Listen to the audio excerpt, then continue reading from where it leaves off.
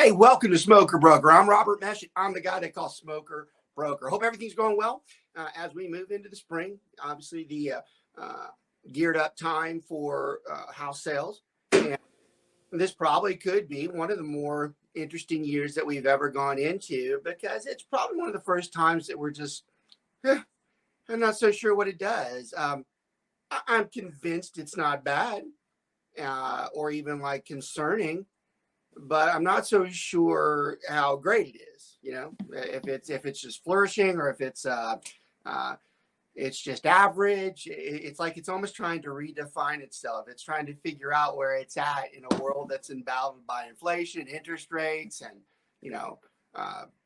job loss, government money being over with. It's an interesting time frame, and housing is always at the center stage of the economic consistencies of the United States and the rest of the world too, for that matter. But that's why real estate's so fascinating, because it really does dictate or is a result of a lot of the other issues that we see out there. And we're certainly experiencing every which way right now with what's going on. There's not one counterattack that we don't see at this point.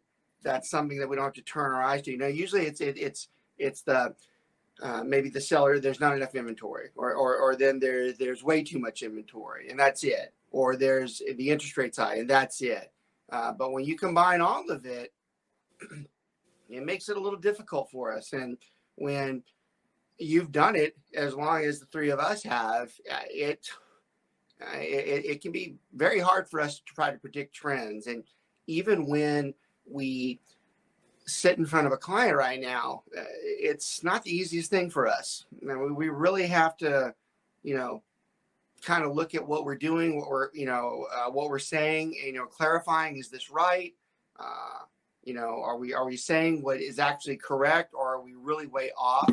And we're just not as 100% confident as we historically have been. So there's nothing wrong with that. I mean, the whole point of expertising in a particular subject is that you can give the best possibility to what you think.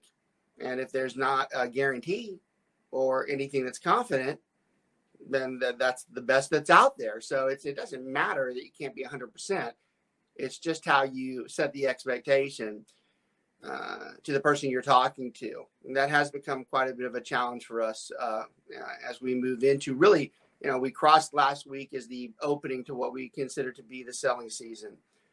You've got March or May and June are typically the heaviest volume sales for most real estate agents. And that goes, right up to the end of July, September, August. The school calendars change so much in so many of the different areas that we're in. So that's why I have to kind of go, well, is it September? Is it August? Is it, I don't know which one anymore, but the schools tend to go a little bit earlier than they used to. So our summer season kind of does hit that July point. But we really do make over 60% of our income during that time frame. So we're entering it. We're at the beginning of it, which is a good thing for real estate agents, because if the market is, somewhat average or even decent, then that's where they usually make most of their money. So today we're going to talk about probably one of the more requested topics that people ask us about. And it's the most generic, but it's the most difficult because it's theoretical and it's based on experience and it's situational based. And anytime you start getting to situational based, that becomes a disadvantage for a newer agent, because they haven't seen enough to be able to respond. And a lot of times when it comes to negotiations, it is situational based, meaning you have to respond on the spot. And that can be very hard for someone to do. So a lot of our viewing audience are people who are new agents, especially in that 1 to 5 years. And it's this show is very good for them, especially this episode, because we're going to kind of give you some hints as to what you should know. We're also going to give you some quick outs when you don't know what to do, which is probably the most important part. But this should be a good one for you. We're probably going to do, for this entire episode, we're going to talk about negotiations. And we go through several types of negotiations. We're going to do contract, because that's the bigger one. but we're also going to possibly get into appraisal negotiations and inspection negotiations, which I'll try to minimize that because we start getting into an inspection episode when we do that. But we might even talk about commission negotiations, which that's actually something that my peers like Brent and Mike are a lot better than me, because I'm probably, I don't negotiate. Just strong-willing over there. But that's why you have other guys with you, and these are two of my longtime friends, and they are pretty much the center part of the show that we've done for a long time now. 165 episodes. That's a lot of episodes out there. So I got my buddy Mike Dellis on this side over here, right? And longtime friend, really good guy. Probably could be an outstanding agent if he worked 80 hours a week, but I don't blame him. I wouldn't either. And I got my buddy down there, Brent Holbrook, who pretty much runs the show for us at SWR, which is our flagship at Keller Williams. We've been there for quite some time, and it has served us well. And it allows us to have these type of platforms to where we can have more knowledge and talk to you guys about what it is that we do, because we see so much, especially at a larger firm. So we are going to start off with the big one, and we'll start talking about the contract negotiations. And this goes a lot of different ways, but everything we're going to discuss for the next 45 minutes or so is going to be relevant, because it's something that we do in each of the negotiations that we have. It's something that we have to do because it's mandatory to what we're trying to accomplish. So, Brent, let's do let's start. It doesn't matter. Let's start. You pick one. What type of negotiation you want to talk about on a contract side? Do you want to be on the seller side? Do you want to be on the buyer side? Doesn't matter where we are. Well, I think in the market we're in, it's probably, let's look at it from the seller side. Mm-hmm. What they're going to want to see. Okay, that's a good. So we want to talk about an offer comes in, and we're the listing agent, and how we're going to negotiate it, right? Yep.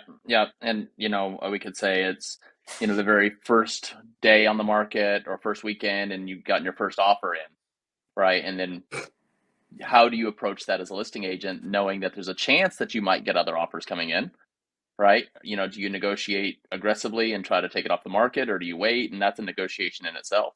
It is. That's a great point to make. It is. I'll be here all week. It's also something that you'd be talking with about to your seller about beforehand. It's like, if we get an offer tomorrow, we might not, be nearly as we're going to want pretty much everything that we want. I mean, that's right. And I like the way both of them said that, because they already hit one of the first takeaways. You notice that both of their comments really kind of center around strategy, and strategy and negotiations go hand in hand, because the negotiation is the actual act that we're going to do. But that act, we have to have the strategy about what we are going to do when it happens. And what both of them are doing, it's why they do the show with me, because they know better, is that has to be discussed before we get into it. They are already setting the stage for their seller. So for anybody who's new, lots of takeaways in this one. In the first 5 minutes of it, and this is your first one, that you should have already talked to that seller about what could happen. And I'm not talking about 20 days from now. I'm talking about what the first couple of days look like. They should know what possibly can happen, different alternatives, because whichever alternative that's going to be, it's going to affect the way we negotiate with that particular person. All right. So those are great. Those are great starts in there. Great comments to it's changed dramatically over the past 12 months, probably 4 different times. It has. And, even more significant, for the first time that I think ever, it's changed multiple times inside of 2 years. That doesn't happen very often. Usually a shift occurs and it stays like that for a 3 or 4 year period, and then it shifts to something else. We've seen 3 or 4 shifts within the last 2 years. And I will tell you, it's been trying on me, because it's the most difficult type of market, because it's really hard to make the predictions you need to, and the predictions fall into the same conversation we're having right now about negotiations, because it matters on what we're going to tell them, on how we tell them to respond. Okay. I'll give you one. I'll on the same topic, and it's alive. It's an existing one. So I had one where I intentionally listed it much higher than it should have been. I knew it. It wasn't me. Rookie. Doing what the client told me. And I specifically told them, I go, that's $30,000 to $40,000 too high. And they go, well, can we try it? I go, we can try it. I go, I just want you to promise me that if we don't see what we need to, we do what I originally said. And they were good with that. So went on the market. It was for $400K, 20 showings the first day. So I'm like, great. It's going to be typical. All good. Last couple years in the market, should have multiple offers by the end of the day. Nothing. I go, okay. House gets shown a few more times. And then we go to the next weekend and there's no showings. So you had the obvious conversation with them. I go back with them. I'm like, so they go, well, I thought we were doing well. I go, having a lot of people come in the house and not one of them wanting to put an offer in, and even worse, not even a lowball offer, is very bad. That's not good. I go, that's pretty much telling you what I told you, that it's too high, which I'm a big I told you so guy. I don't think anybody that knows me doesn't know I don't take a shot at. I told someone I told you, because I enjoy doing that. So we lowered it. And here's the interesting part of this negotiation. Okay. So we lowered it to $374.9, and it still didn't get anything. Now, what was interesting to me on this is that usually when you're really overpriced, you don't ever see anything, period. Not even the first time. So it was awkward to me that the first wave came in and nobody did anything. And then I lowered and nobody did either. And this is a terrible conversation, because this is what happened, or at least what I suspect happened.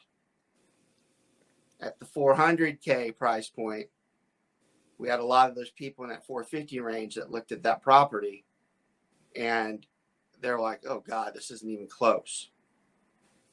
So then we drop it to the $375, but then $350 buyers didn't think that the $375. So we got caught in the middle. It's a really bad place. Now that's not a mistake. We don't know that until it happens. But when I saw it, I was like, oh shit, this is the worst. I go, we are caught in it's really no man's land, because it signaled to me that both price points were on. Now, in defense of myself, I was in fact the one that said we really should start this thing at $349, and it probably sells between $335 and $325. So if you'd like your house done correctly, contact Brent, 972-567-3198. I don't overprice my listings right here. To be fair, we went under contract at the exact price that I told them we were originally going to. So if you really want to get into expertise, I was right. It's just a matter of should we have wasted that kind of time or not. But see, that's what the great part about this show is. There's no necessarily right or wrong answer there. The key was, were they on the same page with what I was doing? Now, what would have been wrong? Like if someone like Dallas had done it, he would have they would have started yelling. They would have started saying, why the F do I have to drop this? You said I was going to get this amount. And it makes it, and of course I'm joking with Mike. He would never do that. But there are a lot of people that would. This is the exact same thing. Probably 13 years ago when I started, you said, hey, if someone wants to price their house too high, you say, all right, we can try it, which is the exact same thing. So different reasons, like slightly different reasons. So I take 13 years ago. I take a lot of pride in that, especially with you being a closer friend and you would take any advantage to make fun of me or do something to me like I do to you. That's a great, I love that comment from you, because it's absolutely true. There isn't much that has changed. And I'll tell you why that is a good comment. The market's changed. There's shifts. I've been through 3 or 4 of them in 22 years. But the consistency on how we respond is the same. And, Mike just very genuinely said something that's true. I've never changed my philosophy on telling someone, I can tell you right now, that's probably not going to work. If you want to take a shot at it, that's fine. I go, but I don't want to hear it when it's coming down. And I don't want you to act like I bait and switched you by saying, oh, it's going to sell this, because I never did. I made it clear what I was going to sell it at. I just told you we'd take a shot at it. Now, what's interesting about what Mike said from years ago, that would have been harder because the market wasn't as robust as it is now. Like today, when I tell someone I'll take a chance, part of me thinks that they might get one, because we've seen it. We've seen when someone price it high and they get a bite. That would have been back harder 13 years ago, Mike, when they tried it and it really was crickets, because I'm like, I could have told you that was going to happen. I can do the same now, but there is a chance. And that's the difference between the two markets. But the response is the same, and it is the negotiating part. Now, what's funny about this part, this negotiation is negotiation with the seller. This is where you're negotiating with the seller saying, hey, look, I want to make sure you understand what it is that we're trying to do. So that's why I opened this show up for negotiations in general, because there's so many different types that we do, and you have to be able to react to it. And I like the way we're doing this, because we're actually starting from the very beginning, that those are the problems that we see with the seller, and we haven't even gotten to the real issue when we start dealing with, I'm going to call it an adversary, but it's not. But from someone who's on the other side that is trying to win, our competitor, I guess that's a better word, trying to do a better job of negotiating. It brings us to another conversation, another takeaway for today. When it talks about negotiations, is there a winner and is there a loser? I don't know. You'd like to think that you're on the side that you are the winner, right? But then you also have to start defining what's winning. Is winning that you got them lower when they were already overpriced? Or is winning that you got a house that they really wanted? And I intentionally say it the way I do, because I'm not so sure you ever can classify it's a win or a loss. I really think it's a matter of what was the goal originally, and did you succeed in it without really going out of bounds with what you were trying to do. Like the conversation about I got it $5,000 lower. There are some people that be like, that's great. You got it lower. I'm like, the house was overpriced by $10,000. Did they really do a good job there? It becomes perspective. Now, those of you who are like, well, it's negotiation. Yeah, I know. And that's what I'm trying to tell you, is that in the negotiation strategy, is it that we're telling that client that they're winning or they're losing by the way that happened? And I'm not so sure it's defined as a win or a loss traditionally. I think the real win is, did we get done what everybody wanted done? Okay. So we're talking about the seller side. Clearly, the seller side in negotiation, there's one goal. The goal should be to sell the house. But then the second goal becomes to maximize, the amount of money that comes back for the seller at the least amount of cost. Okay. Well, I think it comes down to what's their goal, right? I mean, sometimes maximum profit is not what their goal is. It's to go quickly. It's to get their job done. So, maybe it's not black and white, right? Did you accomplish what they wanted? Are they happy? I don't think it's just like, oh, I won or I lost. How satisfied were they with the process, and would they use you again? Yes, so I like that, because I really think that that's the true part of negotiation. A negotiation is not a win or a loss. Unless you want to define victory as being satisfied, because to me, that is the ultimate goal. It's interesting over the years. So many people respond to us as our job is to, financially do good for them and help them. And I think a lot, especially on the seller side, I think a lot of sellers have the perspective that our number one goal is to get the most for them. I'm like, that's really not true. It's not. The goal is to get the house sold because outside of something really weird that we had to really drop it or really go higher with it, in the end, it was always going to sell somewhere in that range. So I'm like, I don't know what your victory is, because we knew it would sell. So I really don't, the fact that you say, oh, well, I got 50K out of it. So did you get 50K more than you were hoping for, or were you hoping for 40K and you got 50K? And is the 10K a win? And are you about to buy another house where you're going to have to give that 10K back? It's all perspective. Well, and how about setting that expectation right at the beginning? Because if you're not a competent agent and you tell them, hey, you're going to walk away with 150, even though, and I'm not saying about your overpriced listing, Robert, but if you're really overpricing a listing and you're telling them wrong, and then they actually get a fair offer, they're going to think they lost because you told them the wrong amount at the beginning.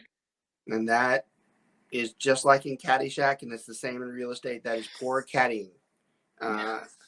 Minus the smoking grass. It's poor caddying, and it's poor realty, and it's a horrible black mark on the industry. Unfortunately, the real estate industry, and this is important, especially for our newer agents out there, it is a fact that the general public views 80% of the agents as not very strong because of this type of behavior. Of what we're talking about. They're just not trained to do what they're supposed to do, and they don't know any better. And I'll give some a little bit of defense on that. The ones that are enthusiastic and that will eventually become really good real estate agents, it is hard because it's not fair that they haven't seen some of those things yet. It's not that they're doing a bad job. They just haven't seen enough of it yet. But then you have the ones that really are that bad and did a bad job, or were told what to do and didn't do it, or just never knew in the first place, which is even a more cardinal sin for the brokerage. But that's why the industry can sometimes get a bad name. Now that sounds like I'm like raining on our parade on what we do. Most good agents love that, because most good agents know damn good well what they're up against, and they know that unless it's someone who's close to their level, they're probably going to beat the living hell out of them, because they know what that person is going to say. They know where they're weak. Now, I always stay neutral on the show for the most part. I mean, we do work for Keller, and we do have one of the largest teams in the country. And, hopefully most of our listeners appreciate it. I really don't talk about like our own group, our SWR group, but I will chime in when I think it is something that we do right. And one thing that we do very right is, even for those newer agents, we make damn sure before they walk in there that they've already been told what to expect, that we've already gone through the role play of what if they did this or what if they did that. And they do have 22 years, ironically how long I've been in it, of experience, because we made sure they did it. And that really becomes a game changer when you're a newer agent, because that is the hardest part. The first 5 years are the most difficult. And it's funny, everybody talks about the first year, but it's so short-sighted, because the first year, all they point to is that I didn't sell enough. And, y'all, as much as I bust Brent's balls all the time, and rightfully so, because he does it 500 times more to me, we joke all the time about how Brent was not a very good salesperson his first couple of years. He was a good mentor. Yeah, it's my fault. I mean, seriously, if you really want to look at it, it is my fault. But he wasn't, and that certainly didn't reflect where he's at today and what he knows. But it's hard when you're first in there. If you judge that my sales are what's gonna create me, that's ridiculous. Mike's a good example too. Damn, what I do? Nothing. Exactly. Actually, a compliment for once. Oh, Jesus! This is what I thought we were in negotiations, not bust Mike and Brent. It all falls into the same category. Mike. It wasn't a strong draft class in 2010, Mike. It wasn't. Robert had no first and second round picks, man. No, we were deep in the 7th round. So you guys are 7th round. You picked us up off waivers. Dude, I was free agent. You got your walk-ons. You were walk-ons. So Mike's the first one to tell you. Mike does real estate for what he wants to do with it, and he's very competent at it. He would be the first one to joke. He's not doing 80 hours a week and pulling himself into it, but he does it the way he wants to. But his knowledge is just the same when he goes through these things. He too is not just a massive, I'm selling left and right. That doesn't take away from his negotiation powers. It doesn't take away from his negotiation powers because he knows better. So I'm like Brent. I don't negotiate. We don't. We also jumped into the market in the worst, market in which the can last be good 50 at times. years. Yeah. On that same note, like you said, I mean, sellers and buyers are completely different. If you get a buyer, if you drop the price for a buyer $5,000, it's still $5,000, but their monthly payment is minimally changed at best. Yeah. $5,000 more for a seller, that's a big win. They got to pay a lot of closing costs. So and that's a good point. And I don't bring that one up as much. I was about to comment on your 5,000 on the buy side because we talked about that a lot. We've made it very clear that I've been quoted many times for when someone's bitching that we're $5,000 or $10,000 off. I mean, really, that is no more than a couple of Chick-fil-A meals a month if you really look at it. Mm-hmm. So it is. I mean, if you really look at how much Chick-fil-A costs. You eat $5,000 at Chick-fil-A. Not what I said. And first of all, I don't eat it. My kids do. But we will. I've told y'all, if it's for 3 of us, it's like $65 to the kids that they eat. It's just ridiculous. But do 2 of those, and you start talking about what we say every 10,000 or so, it's $100 or whatever. I mean, what are we talking about? Why was $10,000 that big of a deal? But what Mike said that I don't say a lot of is on the other end of it, it is important because that's all net. That's all it's coming back to a seller. And now it is $5,000. They're not making a payment. But $5,000 to a buyer in a concession, that's a big deal. Yeah, that's a great point. Yeah, I don't talk much about the other side of that, but it's true. So there is a big difference between. It's a good clarification. We're talking about negotiation. Did you win or did you lose with 5,000 or 10,000 on the buy side? And that's the takeaway, by the way, is that on the buy side, the 5,000 or 10,000. I'm like, well, from a negotiation standpoint, I wouldn't have lost a house. And well, I've said that many times. I think it's ridiculous to lose a house over $5,000 or $10,000. If you've gone through a terrible battle and it's been so ridiculous, that's different. But in the beginning, you should never lose a house for $5,000 or $10,000, especially if it's one you want to live in. Okay. But on the sell side, the negotiation is different because the $5,000 or $10,000 might make a difference on what it is you're going to pay something with or what it is that you're about to go into. So that's a great negotiation takeaway. It's 2 different things we're dealing with here when we're looking at, is it the seller that we're dealing with or is it the buyer that we're dealing with? So that's really good. Those are really good points there. Okay, let's think of another example in the. Let's talk about generic negotiation when an offer comes in. All right, so let's do the most basic thing in historically what's the market normally is. So let's say we have a house at $300K, and we're on the buy side this time, and the buyer and we'll make the assumption that the house has been comped properly and at 300 is fair. What should the offer on the property be? Okay. Now, especially for new people, this is good because this is how it's supposed to work.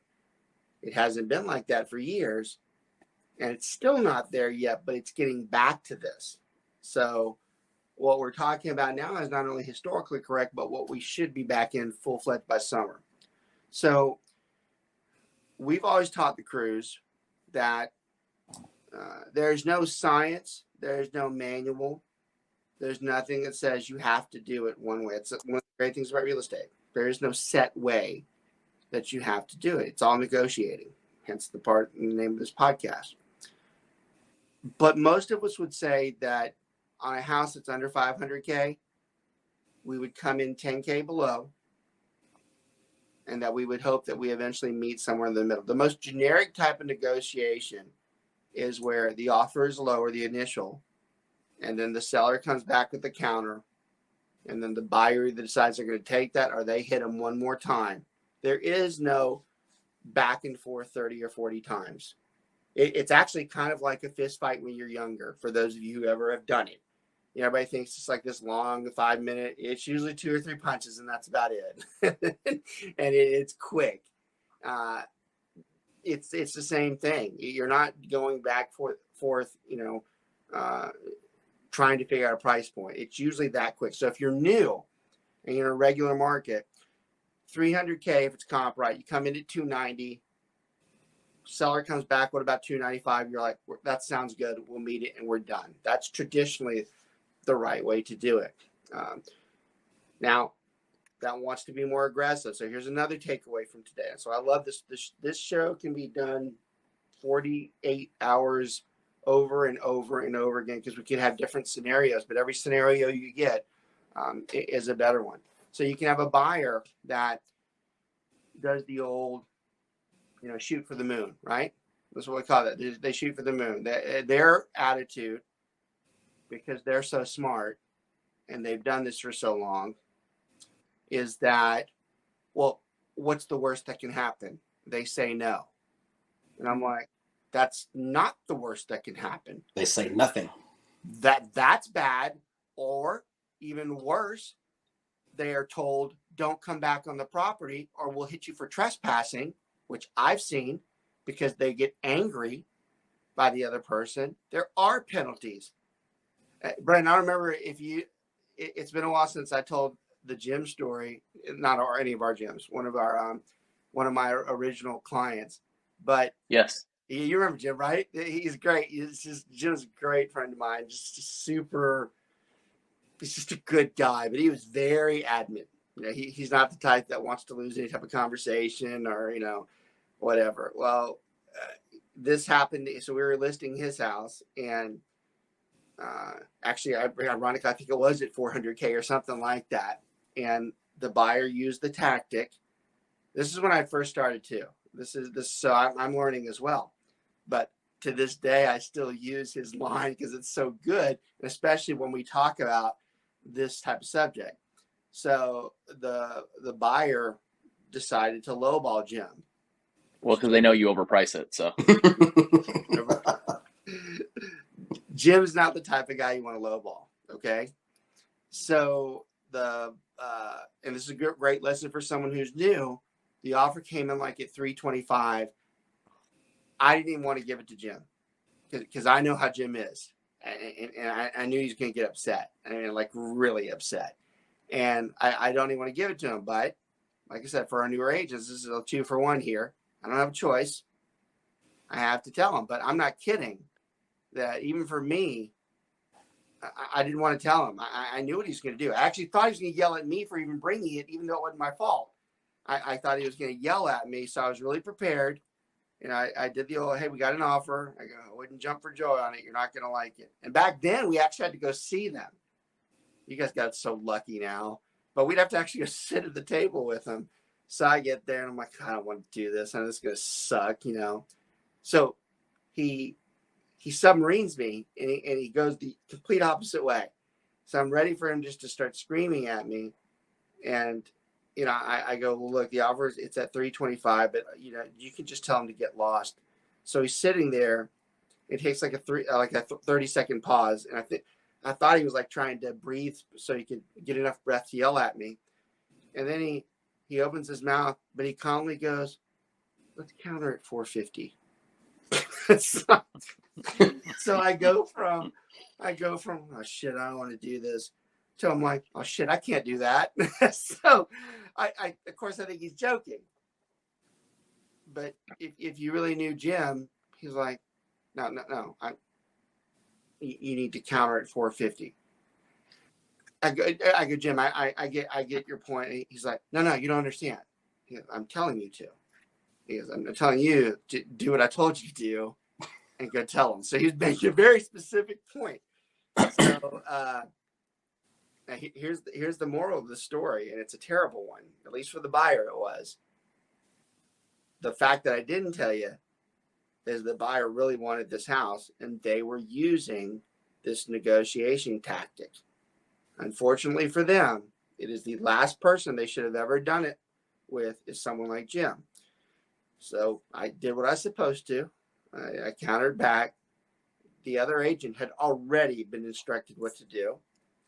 And they said, point taken. He just wanted to see where he was at. He's more than happy, to come in at 400. I'm like, yeah. I go, that's the bad news for you. I go, that ain't going to happen either. He goes, you're kidding. Why wouldn't he take full price? I'd be like, why don't you think about it for just a little bit? And maybe he's the type that doesn't someone like pulling that type of shithead stunt, and he's going to make you pay for it. And that is exactly what happened. Jim also knew that he would eventually get the house sold. It was in a really decent area that sold quick. But if you want the best type of example I can give on negotiations on a very sensitive topic, that is one of my all-time favorites. In fact, I didn't even have it written down. I just, when we go through scenarios, I remember things. I'm like, that's one of the best negotiation takeaways ever. There are so many agents that are taught that philosophy that nothing can happen. The worst they can say is no. That is just terrible advice. Y'all, that is one example of probably over 100. Not just like Jim was a little bit over the bar there, but it's at least out of 100 where someone has made somebody else pay for that type of negotiation. So it does matter. There is a consequence to it. It isn't as easy as them just saying no. That is the stupidest and most often used negotiation technique. And I have to say, and I got to be careful because I think some of my peers would disagree with me and they've used it before, but I will give you my personal opinion. I think it's a very poor thing to do because I think that anybody who justifies that type of negotiation, because they might say, well, I might get the lowest amount. I'm like, yeah. I go, but you're gambling with what that buyer wants. I go, you're gambling. Now, if they said it's okay that you can gamble, fine. But like in that case, that buyer should have said, don't lose the house, whatever you do. And that's exactly what happened. So you really have to balance your techniques there. That's probably one of the best takeaways from this particular episode is making sure that you don't ever let someone say the worst they can do is say no. I think that's a terrible strategy. Doesn't mean I'm right. It just means it can backfire terribly. And it's not what you think. And, one thing I didn't talk about, and it kind of goes into the, I put that we would talk about certain topics possibly today. And we're not going to go into this one just yet. But this happens in the negotiation for inspections very often as well, where someone throws this stupid list out there and they say, well, what's the worst that can happen? The worst that can happen is we like to pride ourselves on this show is live and it's what happens. Brent and I went through this yesterday with one of our better agents. We went through it twice this week now that I think about it. Actually, what happened is one of our agents had it sent to us from somebody else who did it, and then one of our own agents did it and sent it to somebody else. And I was like, yeah. But they did the old, just ask for everything. Now I was nicer. Brent knew what I was probably going to say, but I didn't to that particular individual. But I basically was very polite and saying, hey, look, I wouldn't send it that way if I were you. What I wanted to say was, if you sent that to me, I wouldn't have done anything. And I might have done 4 or 5 of this. Like in that one, Brent, I absolutely would have done the air conditioned. I think there was something else in there that had to do with. Oh, that was the roof, the foundation. The roof, yeah. But now, nothing. I go, because that is stupid the way you're coming at me like that. Now, the one I'm talking about with our guy, not you. If you're watching, not you. it's stupid to push it and say, because that actually ours did the right thing. Ours went back and readjusted, which I was super impressed by. She actually if you come in and you like said, hey, here's our price, a $400,000 house, we're our offer is $375,000, but they may say right off the bat, but look, they're very happy with the house and they're going to be very, very low key on the inspections. So that's a negotiation tack without negotiating. That's like telling you up front, look, they love the house. They're not going to ask for much in the inspection. As long as the inspection comes back fairly clean, they're going to be great with it. Trust me, they're going to be great with it. Brent, I'm shocked with the amount of contribution that Mike's had today. I mean, I'm going to leave. I'm leaving. I mean, really good points. I mean, they ones that I actually should have never thought of. That's why I'm here. Yeah, no, well, you are. That's exactly why. So look, great takeaway that Mike just said. That is one of your stronger negotiation techniques. That probably isn't in like any manual, but it's the most effective. And what I really like about what Mike said is it works both ways. It does, but I use it heavily. That is a technique that I use very heavily with somebody, and I did what he just said. I'll tell someone, hey, look, I know I'm a little bit lower. I go, but I'm telling you right now, you can forget about them being any stupid repair request or outside of there being a massive foundation issue, a hole in the roof. I go, I'm telling you right now, I'm not going to do anything. That goes a long way with certain types of negotiations, especially if the house is older. And then he goes and immediately asks for it to be brought up to code.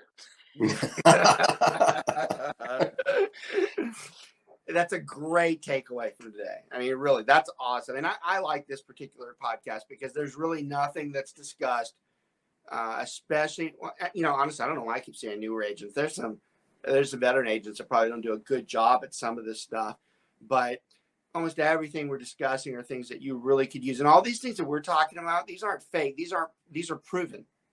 These are proven things that work and what doesn't work.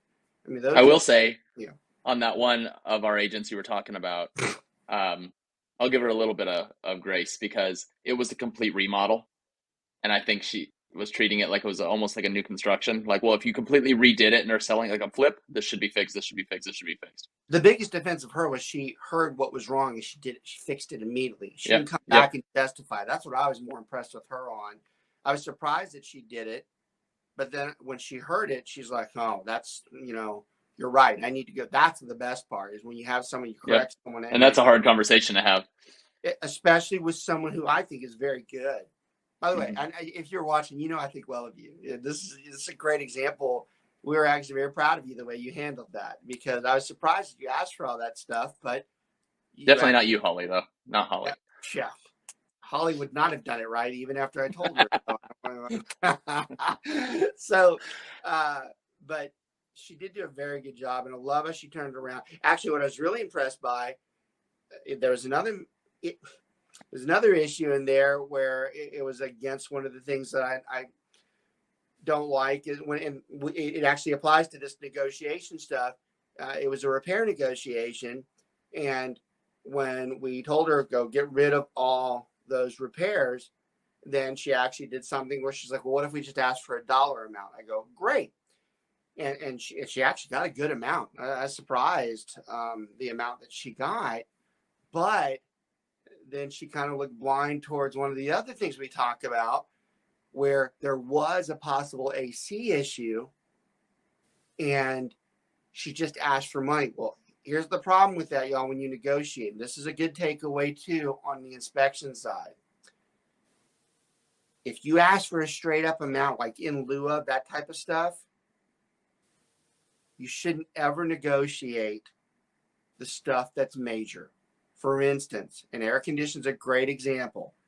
If an inspector says that the air conditioner is not cooling properly, and then you lump that repair in with a bunch of others and say, I'll take $4,000 for it.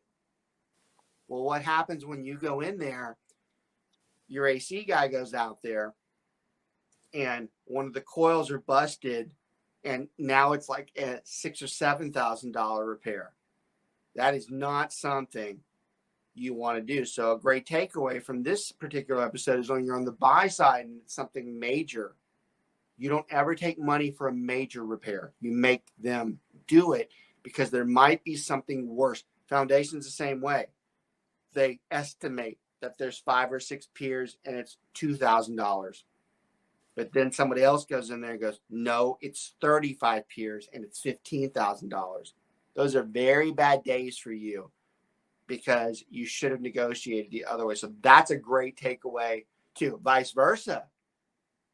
It's going to be hypocritical, right? But it also shows that you know what you're doing. On the seller's side, you do want to give money. You'd much rather give money than do a repair for the same reason.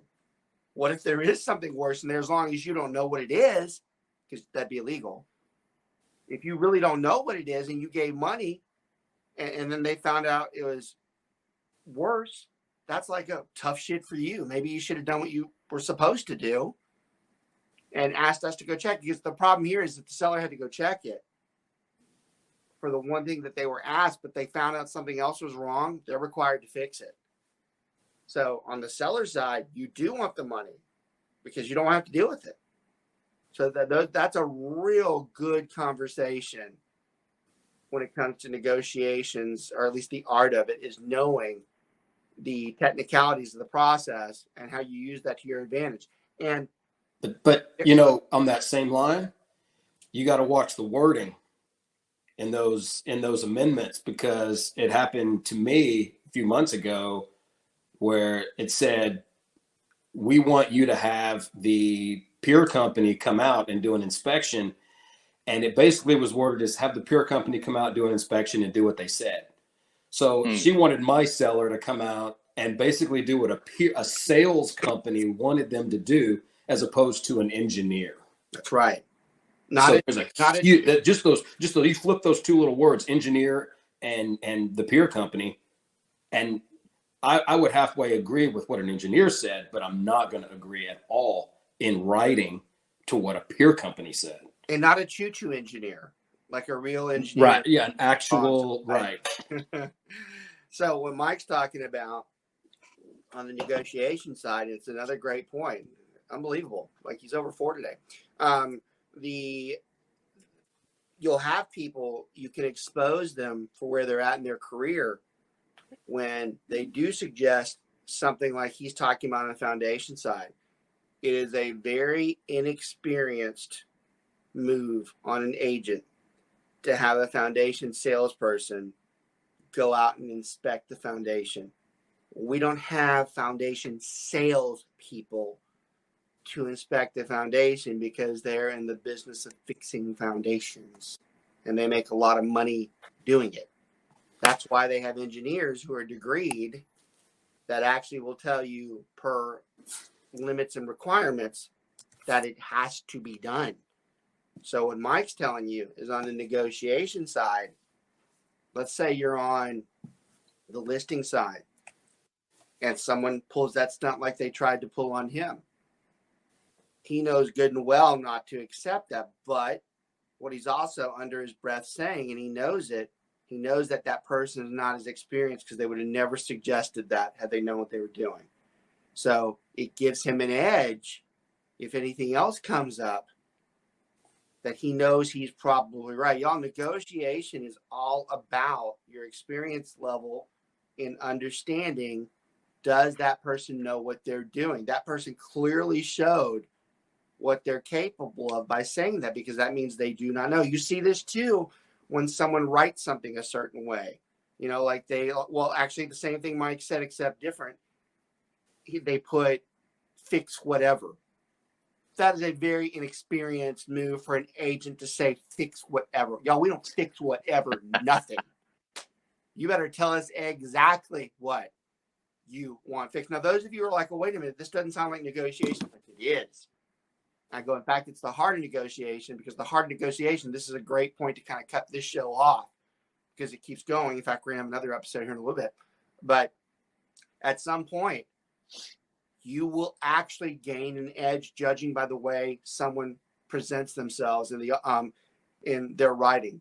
One of the worst things for someone who's inexperienced is that their offer, the first communication they have, it exposes what they are, because you can tell by the mistakes, like, person doesn't have any clue what they're doing, which means if you're experienced, you should have the upper hand on what they're doing. You should be able to say and push them in certain areas because they don't know how to do this. Your actions and your offers and your counters and your amendments, it exposes where you're at in your career by the way you respond. And that really is the heart of negotiations, because negotiations start and they end with the level of expertise you have. And when you start showing somebody where you're at, it's very hard to get out of it once you've already done something wrong. And for those of you who are new, are like, well, that's unfair. I am new. That's why you go to talk to someone who's a mentor.